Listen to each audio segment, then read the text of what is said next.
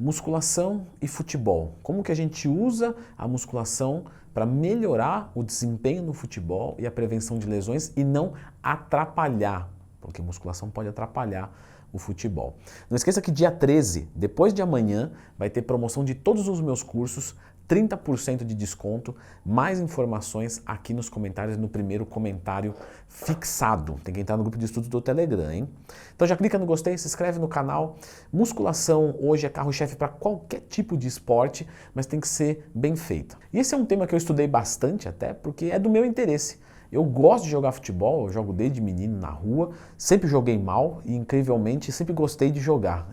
Eu tenho muito orgulho de falar isso porque normalmente a gente gosta do que a gente é bom. E eu sou ruim e adoro jogar. E eu peso 100 quilos e isso já é uma desvantagem por si só. Então, aqui a gente já vai falar do seguinte, quando você é pesado, para o futebol, isso costuma ser um problema. Lógico, depende de onde você joga, qual posição você joga. Algumas permitem mais peso, outras menos, mas no geral é ruim, até porque tem um impacto articular, algumas coisas assim. Lógico que eu ter 100 kg de gordura é muito diferente de eu ter 100 kg de músculo, porque se eu tiver 100 kg de músculo purinho, as minhas articulações também têm mais resistência, porque a musculatura acaba absorvendo esse impacto. Então, apesar de não ser muito bom, também não é tão ruim assim quanto uma pessoa obesa de 100 quilos jogando futebol. Vamos citar então algumas vantagens e depois a gente vai falar sobre os treinos. Primeiramente, vantagem, prevenção de lesão. Futebol machuca pra caramba. Quando você é forte, resistente, flexível, vai machucar muito menos. Segundo, você vai ter um aumento de força e potência, que é absolutamente importante para o jogo. Você vai ter um aumento de resistência, que também é maravilhoso. Você acaba trabalhando, mesmo que pouco na musculação, o equilíbrio muscular. E também você tem ali uma ajuda na estabilidade articular, que também entra como prevenção de lesão e performance. Desvantagens. Não é que a musculação faz perder flexibilidade, mas a musculação não tem como premissa trabalhar demais a flexibilidade. Portanto, um trabalho à parte seria necessário. Sobrecarga. Vamos pensar que você joga lá bola 2 vezes por semana e aí você vai mais treinar a perna. Você precisa de algumas estratégias para não sobrecarregar e entrar no overtraining. Se você deseja tanto a parte estética quanto a parte do futebol, você não vai fazer um treinamento só de um futebolista, não é isso? A gente está aqui para isso.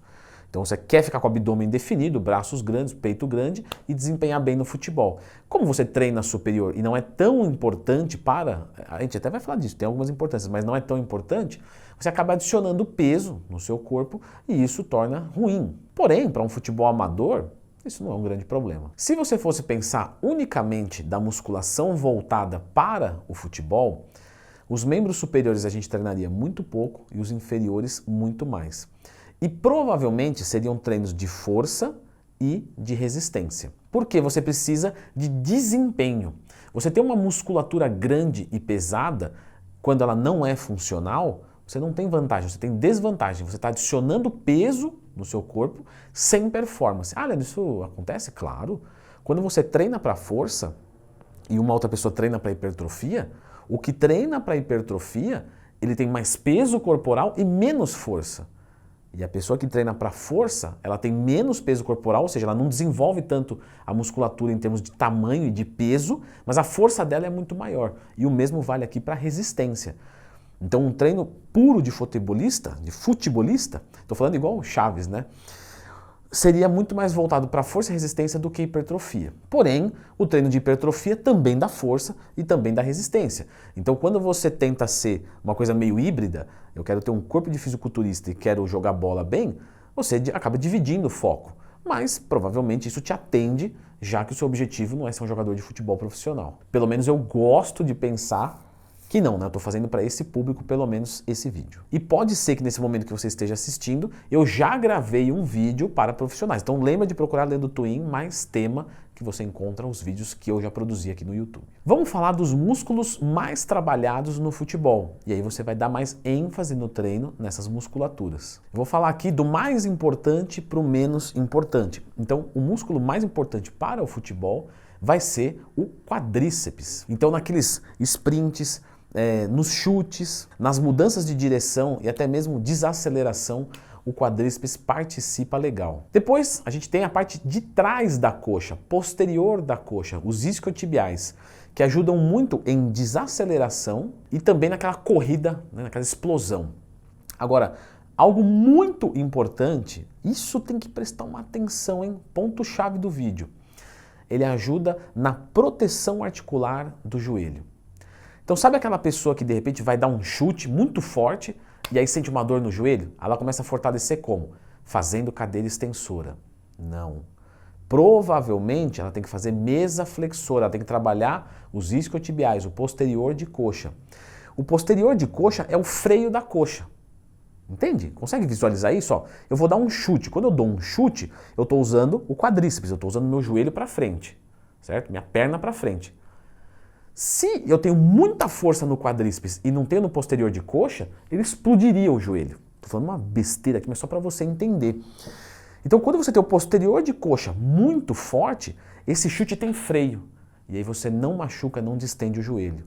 Então, algumas lesões de joelho crônicas, a pessoa faz cadeira extensora e piora mais ainda, porque quando volta ela tem muito mais força na parte da frente do que de trás.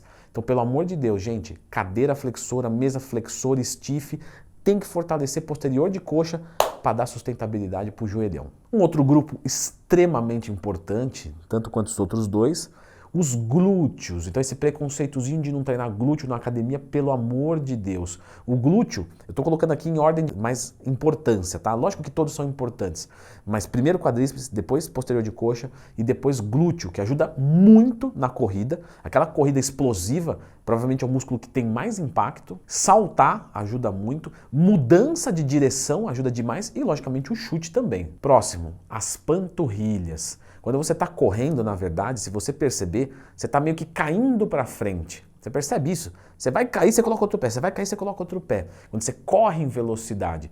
E aí você percebe que você corre muito na ponta dos pés. Porque aí, com menos contato no solo, você consegue mais velocidade. Pelo menos em algumas situações. Isso não é regra para todos os esportes, para todas as situações. Então, essa aceleração panturrilha demais. Mudança de direção, muito. E, logicamente, aquele impulso para dar de cabeça, né, esse impulso vertical, panturrilha participa muito. Outro músculo muito importante, que aqui talvez aí já começa a cair em coisas que você fala, putz, eu não imaginava isso. Abdômen. E principalmente transverso de abdômen. Então, depois de membro inferior, é transverso de abdômen. É ele que dá o equilíbrio. E quando você está driblando, você precisa de equilíbrio. E quanto mais forte ele for, mais você tem um movimento firme.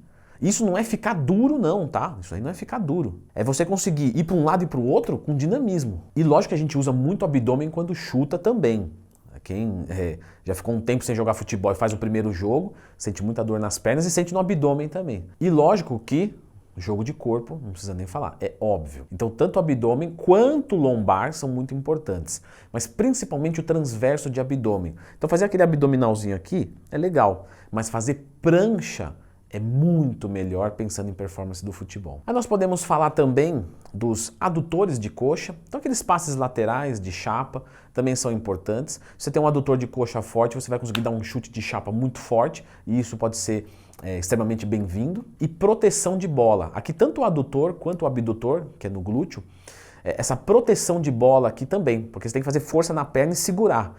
Então, lógico que tem estabilização de tronco, de todos os músculos, mas adutor e abdutor de coxa usa bastante. E de membros superiores, tirando a parte do core, os mais importantes são dorsais e deltoides, que vai te ajudar a proteger, né? Então um pouco mais de volume, um pouco mais de força você acaba protegendo. E essas disputas de jogo de corpo também. Peitoral, tríceps, bíceps, antebraço, são músculos, trapézio, são músculos menos usados, o foco não precisa ser tão grande neles. Mas lógico que se você quer um shape, você vai treinar normal. Então o que seria um bom treinamento de membros inferiores, por exemplo, para jogar futebol? Vamos pensar aqui um treino de coxa.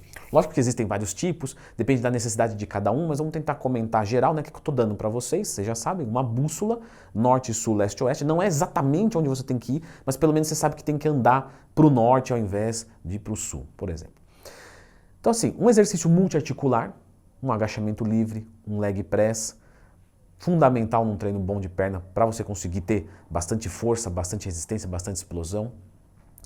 Você fazer Um para a parte da frente da coxa, uma cadeira extensora, legal, beleza. Um para a parte de trás da coxa, uma mesa flexora, uma cadeira flexora. Para a parte de dentro, uma cadeira adutora. Para os glúteos, você fazer tanto para o glúteo máximo, por exemplo, uma elevação pélvica, quanto para o glúteo médio e mínimo, uma cadeira abdutora. Na panturrilha, principalmente exercícios de panturrilha em pé e no leg press ou gêmeos burrinho. O gêmeo sentado ele ajuda menos, tá? Você pode fazer, mas não é um exercício tão fundamental assim para um futebolista. E lógico, se o seu posterior de coxa é mais fraco do que o quadríceps, você pode começar esse treino por mesa flexora. Você pode fazer mais séries de mesa flexora. Você pode fazer 2 exercícios de posterior de coxa e menos do restante. Então essa distribuição aqui dos exercícios vai depender do que você tem de necessidade. Se você treinar tudo para hipertrofia, pensando em estética, você vai ter melhora de tudo. Mas vamos pensar que, sei lá, de repente as suas pernas já são muito boas, você já tem uma musculatura muito desenvolvida e agora você quer focar mais no futebol. Então você vai observar que o quadríceps, a gente vai trabalhar ele com mais resistência normalmente. Então repetições mais altas. O posterior de coxa, a gente vai trabalhar mais força. Então repetições mais baixas e cargas mais altas. Os glúteos, depende. Se você é um lateral, por exemplo, que você vai ter que ficar correndo, você vai trabalhar mais resistência.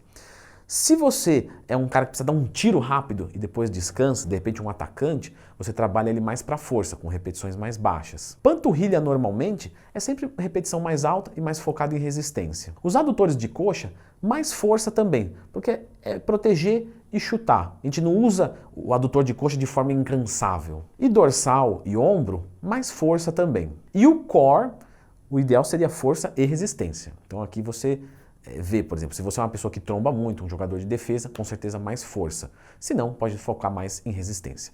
Claro que aqui eu estou falando de musculação e o futebol, mas a parte aeróbica é fundamental. Então, você fazer aeróbicos, por exemplo, não fazer aeróbico em jejum, tá? Em jejum não, porque baixa intensidade não melhora o condicionamento cardiorrespiratório, não tem adaptação crônica funcional do exercício, pensando em resistência e força.